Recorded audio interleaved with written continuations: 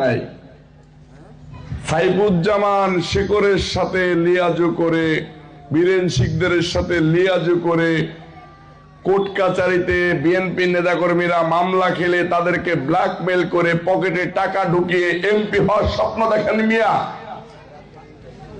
MP হওয়ার স্বপ্ন দেখেন তৃণমূলের টাকা চুষে খেয়ে, লজ্জা করে না? আমি পার্টি অফিসে আসলে এদেরকে পাই,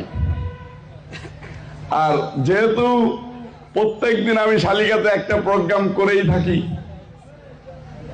সেক্ষেত্রে প্রতিদিনই আমার এই আরপাড়া কুমোরকোড়া সিলেক্টর মানুষের সাথে দেখা হয়। মনে হয়ে গেছে নিজের পরিবারের লোক। প্রতিদিন যেরকম ভাত খাইতে হয়, কুমোরকোড়া সিলেক্টর মানুষের সাথে আমার একবার করে দেখা করতে হয়। এটা নিজের গ্রাম হয়ে গেছে। সম্মানিত নেতৃবৃন্দ, বক্তব্য বেশি দিব না, বক্তব্য একটা। আচ্ছা, বিএনপি সহ বাংলাদেশের সকল দল কি একটা জিনিস মনে করে না? জনগণই সকল ক্ষমতার উৎস মনে করে। এটা কি সংবিধানে আছে? জনগণ সকল ক্ষমতার উৎস।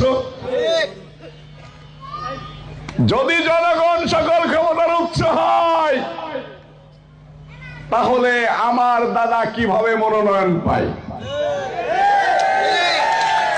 কোনোভাবে সম্ভব?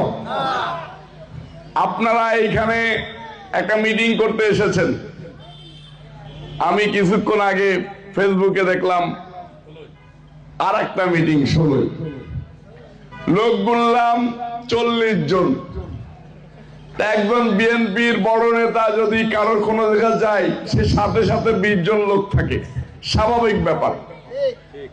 আর 10 জন থাকে পাড়া প্রতিবেশী দেখার জন্য যেদিকে কি হচ্ছে, কেউ তো মেরে ফেলতেছে না গরু কেটে খাচ্ছে। তাহলে 30 জন, আর ওনার সমর্থক হলো 10 জন। এই হলো মিটিং। এই দিকে আপনারা কত লোক আছেন ভাই? একটু হাত উঁচু করে দেখায় বলেন তো। হ্যাঁ,